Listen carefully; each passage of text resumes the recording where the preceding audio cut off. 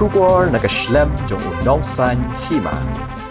Menteri Rangba Kajela Conrad Konggal Sangma Ulaong pagka Jingïakren Ïasuk hapneng kaseng Hnlc National Liberation Council ke sorkar jela bat ke sorkar pedeng kadang Ïaid Shakhmat mana kaliang jong baro kibidan benta hagni ka kam kidon nya ka jo ke jingmut kata ban poi syakathong bat walakin don ki jing hang ni hang tairu ha ka Jingïakren Ïasuk Henry na kaliang ke sorkar Meghalaya kala skem jingmut ban penyat Shakhmat yagni ka kam bat ke sorkar jelaru kala shim ni kilat kilenti bala da don kinoginu ki jing artatin ke sorkar kanyele ban weng ni kiti ki jing hapedeng ke Hnlc bat ke sorkar pedeng habakren sikilat pathai khubor hadin balawai ke jingelang jong ke kinhon menteri haga sngi palai jong ke tayo menteri rangba ulaong bahaga bayade bat ke mat Jingdawa map ke Hnlc yakin bukot rumah ke sorkar jela bat ke tanat ki kampo ying ke sorkar India kandang Khmih ya kate ke benta.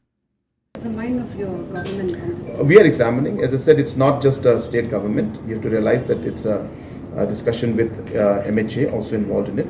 So we have to take them into consideration. But as I said, what is important is that we are going into this with a very, very open mind. We are going into this to find a solution to it. We are all in that mindset that we should find a solution to it. And whatever is within the constitutional provisions and whatever is possible within the frameworks that are there, we will definitely examine all possibility to see how much we can accommodate. But as I said, obviously there are concerns, there are constraints, there will be challenges. But let me be very clear, from the Meghalaya government side, we are very determined to move forward in this. We are taking all possible steps, and whatever concerns are there, we will do our best to address those concerns along with the Hnlc and the Government of India, the MHA.